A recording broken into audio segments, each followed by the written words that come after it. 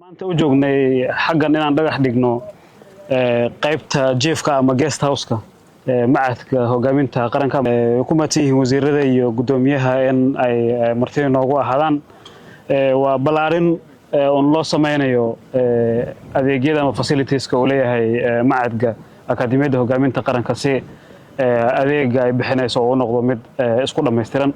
marka waxaan ku soo dhaweyn gudoomiyaha iyo wasiirka wasaaradda waxbarashada hidaha iyo tacliinta sare wasiirka wasaaradda caafimaadka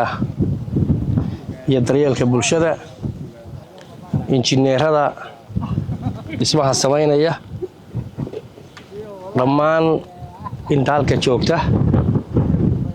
hay'adaha amniga waxaan ku salaamayaa salaanta islaamka assalaamu calaykum waraxmatullaahi wabarakaatuh salaan kadib farxad weyn bay maanta tahay in wasiirka waxbarashada iyo wasiirada kale caafimaadka iyo dhammaan bulshada halkan maanta aan dhagax dhigno macadka hogaaminta qaranka qaybtiisa jiifka runtii waa maalin taariikhi oo ummadda Soomaaliyeed gaar ahaan reer Kismaayood iyo Jubbaland oo dhan macadkan wuxuu ka mid yahay unugyada asaaska dawladnimada waana meeshii laga soo saari lahaa kaadirinta dawliga ciddii fakarkaas keentayna waan ka mahadcelinaynaa ciddii kharashkaad bixisayna iyadana waxaan leenahay waa mahadsantihiin cid kasta oo qayb ka qaadatay aad iyo aad baan ugu mahadcelinaynaa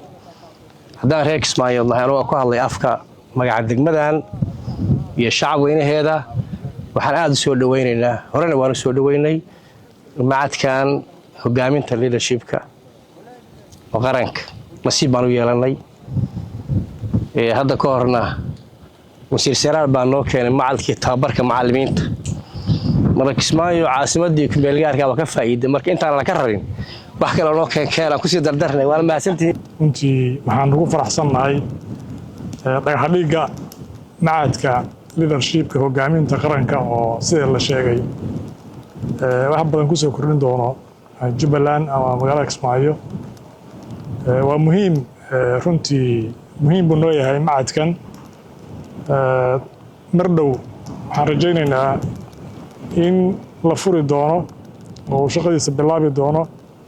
oo ay ka soo bixi doonaan runtii dadkii ummadda Soomaaliyeed waxtari lahaa baahi baa jirta waxbarasho baahida waxbarashadana waxaan rajaynaynaa inuu dabooli doono qaybtiisa runtii waxaad ogtihiin oo waddankii markuu burburay waxyaalaha burburay waxaa ka mid ahaa tacliinta sare iyo macaahidii istiraatiijiyeeda noocan kale loogu baranayay cid kasta oo fikirkan keentay ama dhismahan ka qayb qaadatayna waa u mahadcelinaynaa runtii Jubbaland waxaan ku dhiirigelinaynaa in la maalgashado oo macaahidan iyo kuwa lamid ee jaamacadaba laga furto waan ku dhiirigelinaynaa runtii dadka reer Jubbaland ilaahay subxaanahu wa tacaala waxa siiyey ama diaspora meel kasta ay joogaan waxaan leenahay hambalyo in la dedejiyo oo dhismihiisan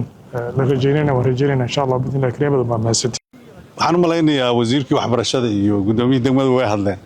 marka wax badan oo la sii yiraahdaa ma dhinna waxaan rabaa kaliya inaan wasiirkii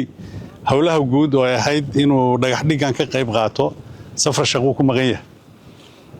kaliya waxaan rabaa qolada maamulka macadka iyo cid kasta oo building public property dhisaysa process la maraa jira qofku waa inuu feasibility study wasaaraddu waa inay og tahay preparationka waa inay og tahay designka waa inay approval iyagu ku sameeyaan way approve gareeyaan oo yiraahdaan waa la dhisi karaa supervision bay ku leeyihiin oo aasaaska markaad dhigto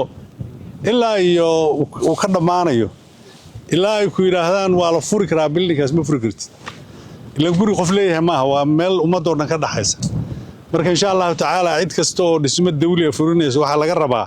inay process ka marto insha Allah tacaala waan u mahadcelinayaa qof kasta iyo cid kasta iyo institution kasta oo ka qayb qaatay inuu macadka hogaaminta qaranka